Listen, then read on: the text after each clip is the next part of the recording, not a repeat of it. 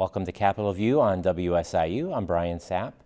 Legislators and Capitol watchers have had a week to digest Governor J.B. Pritzker's State of the State and Budget Address, which included a tight budget outlook and ways to tackle affordability issues. And just the day after the speech, the Bears in the state of Indiana announced legislation trying to lure the team to Hammond, Indiana. Illinois legislators now are working this week to keep the Bears in Illinois. To help us break down these stories and more, we're joined by Brenden Moore. He's the State House reporter with Capitol News Illinois, and Kent Redfield, the political scientist professor emeritus at the University of Illinois Springfield. Brenden and Kent, welcome to the program. Good to be here. Always a pleasure, Brian. Good to see you guys. Let's start off. We watched the governor's address last week, and we've had a week to process it. Brenden, let's start with you. What are some things now that the legislators had some days to be in session and process it? What should we be looking at? Big word, Brian, I think in the spending plan is status quo. It really holds the line on spending. It's about $800–900 million more than the current year budget. If we need to take out some of the required payments like for pensions and for increases to education funding, really the increase is about 0.5%. So this is very much I don't know, maintenance budget is the right word, but it's a let's not rock the boat budget. This is a budget where there's a lot of federal uncertainty and about the status of federal funds, whether it's concerns down the line about what's in the One Big Beautiful Bill Act, about some of these programs that have been tied up in litigation with the federal government. So Governor Pritzker, heading into an election year, did not want to raise broad-based taxes, but wanted to try to preserve programs. Largely did that. But there will be a lot of pushback from some progressive groups who want more spending, more of a less of a defensive posture and more of going on offense, especially now that the federal government has enacted some of these policy changes that have disproportionately benefited the wealthy. So there's been some talk about a wealth tax, about going after trying to do another graduate income tax amendment. The governor has not pushed those things in this session, but I don't think that's going to stop the conversation, at least from happening. There was a proposed tax on social media companies in this proposal. That the governor aims to raise about $200 million for education. So that was an interesting proposal in there. But for the most part, though, it's a very much a status quo spending plan that kind of doesn't really rock the boat in an election year. Again, still has to be negotiated with the legislature, and this is really just kind of the opening salvo. It's the kickoff to a season of negotiations, a season of budget making that will culminate in the end of session in May. Let's take it from there, Kent. As we that's what's next. We have until the end of May to get this budget together. What are some things, watching state politics, or as long as you have, what should we be looking for? How is this going to play out, do you think? Yeah, we're not going to do anything that really gets at the underlying fundamental problems of the state's fiscal situation. I mean, that's going to take time and money, and we really have neither one of those. They're going to get a primary out of the way and then a headlong rush to get, a budget passed before you hit the end of May when the numbers change. And so nobody wants to be, we empower every member of the Democratic caucus when suddenly they're looking, not just for 60 votes or 30 votes, but, the bigger numbers that even with the super majorities. And so, and so we put a lot of things in there that discuss the problems. We're going to do something with opening up small nuclear facilities to put some more juice into the grid. but we're hope to start. I think 2033 was when we were talking about finally getting together to put these uh, small facilities online that would add to what we're doing. And the background is that we've got an energy crunch that's going to hit us in the next couple of years that may end up where we may have to keep some coal-fired plants online in order to keep the lights on. So, it is, it's a discussion about problems, but there's not much in there that is going to, if result in a short-term fix. That's whether the only people that may have leverage, maybe the bears and the governor when they want if their mega project bill and what the bears want to do with moving to Arlington Heights, you could end up with something like that might open up the auction across the whole of the legislature, but it could just be a very sleepy status quo kind of session. So it's hard to tell at this point. I think that's one of the things that interests me in watching this. We're at that, I guess, for lack of a better word, at the top of the funnel where everybody's got their ideas, and it's going to whittle down. Brenden, how is the Democrats obviously have a veto proof? They have a majority. Is there going to be a heavy lift for the governor to get everybody in the Democratic caucus behind his budget ideas here and keep them in line? Yeah, I mean, every year it's kind of a battle. Maybe they just see the numbers and say, oh, it must be easy to get your budget passed. But there's a lot of diversity within the Democratic caucus in both the House and in the Senate. And, so getting them all in agreement, within their own caucuses and with the two caucuses, the House and the Senate sometimes differ too. And then, the legislature differs from the governor. They've always landed the plane under Governor Pritzker.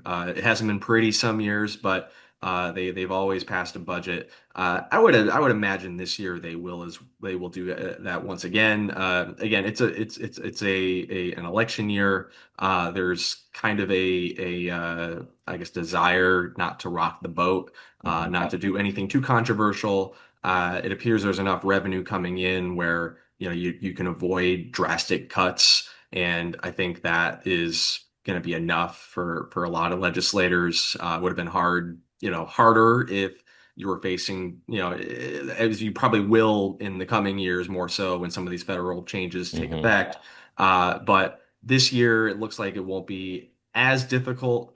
There might be some haggling about some of the fine details, but I did have an interview with House Speaker Chris Welch right after the budget address, and he kind of said kind of what we know, that any given year, about 90% of what the governor proposes is in the final budget. You may haggle over some of the details. Some things might change. It's not going to look 100% like what was proposed, but it will be pretty darn close. So I would expect the Democrats to land the plane again. We'll see. Things can blow up, but they have a decent track record, at least in the past few years, of getting it done before they finish their business for the spring session. That's an interesting thought from Mr. Welch. You want to make sure that they have it together. And I think it goes back to kind of what the governor said, I think near the end of his speech, where he said he just wanted a normal year. And it sounds like he's trying to, if it's not going to be normal outside, he's trying to set it up so that we can weather that. So got a long few months, so we'll see how the budget turns out. The other part were some of the policy issues that he talked about. Last week we had John Jackson and John Foster on to react to the governor's speech. And one of the things that they talked about was how the two speeches, the State of the State and the budget, were combined, and then there weren't many numbers, but there were some policy issues. Kent, I'm going to start with you. What was one or two of the policy suggestions from the governor that maybe kind of struck you? Well, I mean, some of this is, I mean, we're talking cell phones, that's a local issue that doesn't involve any revenue. Uh, it's who no one's in favor of, destroying children's minds through social media. So, there's not, there's no general opposition. It gets complex when it gets down to, the specifics. Again, the energy part of it, it is talking about something that, might start putting nuclear facilities, under construction, you know, 8 years down the road. 10 years doesn't do much. And so I think there's some effort, at least to start a conversation about housing, because, there's a lot of it that involves, well, we're going to do this type of development, that type of development, this kind of financing. Well, if we just get interest rates down, then the market will open everything up. And, there are a lot of people that look at housing and say, we're in a very different situation than where we were, 20 years ago, 30 years ago. What's it going to take if home ownership is kind of a core part of how we think of ourselves culturally, having a family, owning a home, then, do we need to be rethinking? And, that's getting into a conversation that, has to deal with local zoning, and it has to deal with how we buy and sell real estate.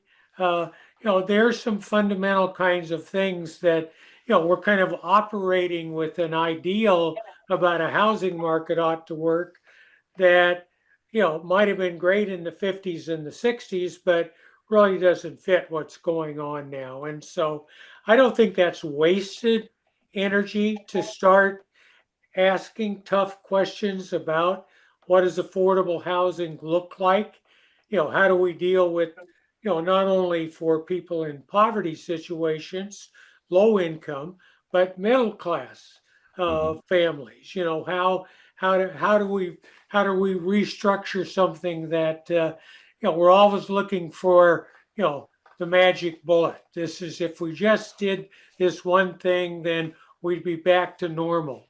Normal doesn't exist anymore, and I think that's the one thing I think that's productive to talk about that. Nuclear is fine.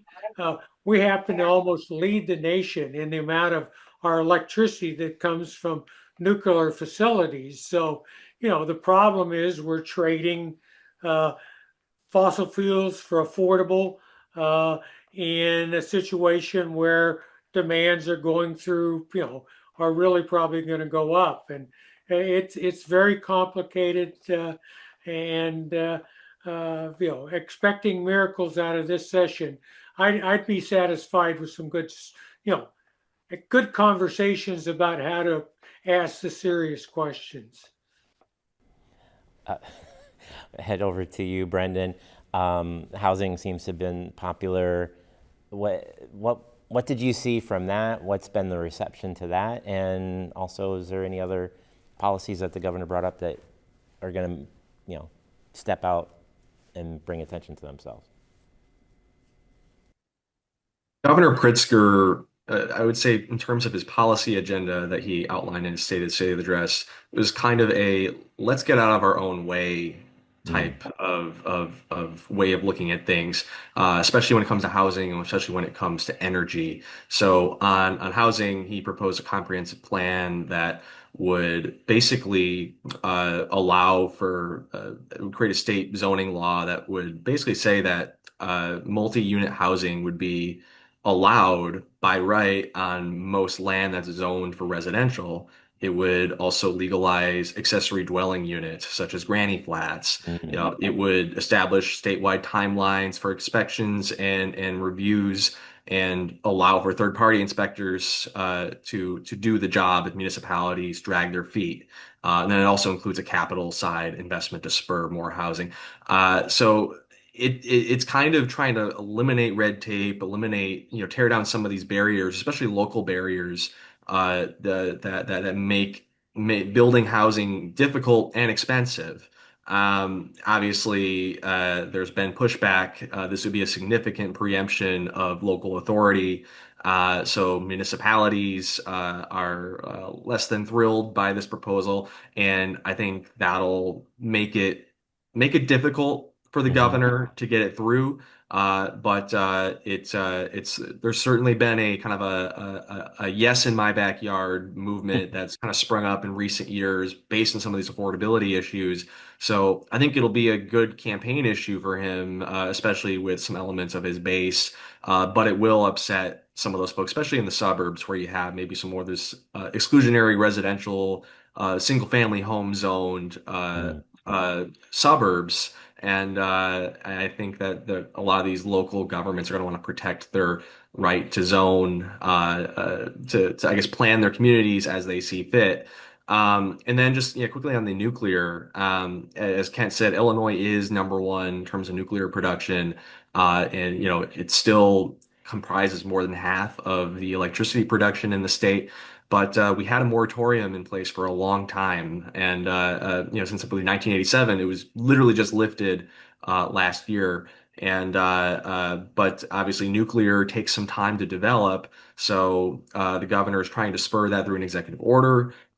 Just basically getting all state agencies ready, to seek out development of new nuclear. This is kind of maybe more of a pragmatic approach to energy production, an acknowledgement that wind and solar, other renewables haven't come online as quickly enough, and even as they are developing, may not be enough baseload power to give the state reliable and affordable energy in the future. So nuclear is viewed as a solution to that, viewed as a reliable part of the portfolio. And other states have embraced this type of agenda too, of we're going to build out more nuclear, and that'll be, I mean, it's not the only thing you have to do to bring down energy costs, but it is a big part of the puzzle. Yeah, when he talked about nuclear and the Surja, with the battery storage, and it sounds like everybody's trying to understand that it might be the need for energy is coming closer faster than it wanted. I talked with State Senator Terry Bryant, Republican down here, and that was one of the things that she touched on was the nuclear, and she's in favor of that. I think, my guess is she's got her differences with the governor and how it happens, but it sounds like there's some movement there. And yeah, and I'll just add, Brian, to your point. I mean, that's a very bipartisan issue, and State Senator Sue Rezin up from the Morris area, she has a few nuke plants in her district, has been kind of leading the charge on the Republican side for this. And just talking to folks on both sides of the aisle last week. That was the one area of agreement, well, a couple of areas of agreement, but nuclear was a big one where Republicans said they could work with the governor on that, along with the cell phone ban. That one also has some popularity, cell phone ban in schools. Yeah, and I think, as Kent said, got to get the idea out there and then work through the process we have, and try to get it down to something where people got the best bill that they think they do. Wanted to move on. We've got about a little bit more than 5 minutes. Almost took the wind out of the sails. The Bears and the state of Indiana announced that the House in Indiana had passed a bill trying to lure the Bears to Hammond, Indiana. Brenden, you had done some reporting on that, so I wanted to start with you. Where do things stand this week? It's been a busy week. A lot have happened, but I don't know if you could boil it down for us. Yeah, well, we're talking a little earlier in the week, but so things could change by the time this airs. But let's just say that things are a lot. People in Illinois are a lot more optimistic than they were last week Okay. when Indiana passed their bill out of committee. Everyone was, like the sky was falling, the Bears are leaving. The Bears put out a statement that rubbed the governor and a lot of folks in Illinois the wrong way. The Bears cleaned it up over the weekend. Kevin Ward put out a statement saying that he's been satisfied with some of the movement in Illinois because there has been a lot of movement in Hmm. recent weeks. There's been a lot of work done on this payment in lieu of taxes bill that the Bears have been seeking to get basically a property tax break at the site in Arlington Heights. There's been a lot more detailed discussions about infrastructure that would be needed around the stadium. The state's always been open to that. So things are coming together. I think the question is, will there be a bill that moves this week in the House? And again, by the time this airs, who knows? Hmm. But it is kind of a little bit up in the air because there's still a lot of work to be done, and there's still some skepticism among some legislators, especially Chicago legislators, who Hmm. would be essentially this would be voting to make it easier for the Bears to leave Chicago, leave Soldier Field, which still has taxpayers still owe a little bit less than $500 million on the bonds that were issued to renovate Soldier Field in the early 2000s. So a lot of Chicago legislators are going to want something for the city in a package, and just want to make sure that this pilot, this payment in lieu of taxes, is very narrowly tailored. That yeah, you can do it for the stadium, maybe some things around the stadium, like a team hall of fame, but you can't use it necessarily for like the big stadium district, the Hmm. housing and the restaurants and bars that you want to do at this 326-acre site. So I think they're kind of working on the language now to make sure that the tax break isn't too big and that other developers can't necessarily take advantage of it in that way. But a lot of positive momentum. The governor signaled that on Tuesday when he was asked about it, and they said there's broad agreement. And also too, I mean, we'll see what happens in Indiana. We're getting a better picture now of what it would take to pay for that stadium. 'Cause there would be public dollars that would go towards stadium construction. At least half dozen taxes would be used to fund that, whether it's the increase in the food and beverage tax, increase in the hotel tax in Lake County, Indiana. A special taxing district that would take the increment from property taxes and income tax and other taxes, a ticket tax at the stadium. And the governor asked the question, kind of a rhetorical question of, he'd be, very interested in like if Indiana taxpayers would be okay with, he called it massive tax increases, Hmm. but I don't know if it would be massive, but like there would be a lot of people in Northwest Indiana would be paying more for the privilege of having this stadium. And again, that's something that's never been on the table in Illinois. But yeah, we'll see. The next few weeks will be interesting. Kent, I wanted just kind of your thoughts. I was trying to figure out, is this just a negotiating tactic last week when we heard this come out on Thursday?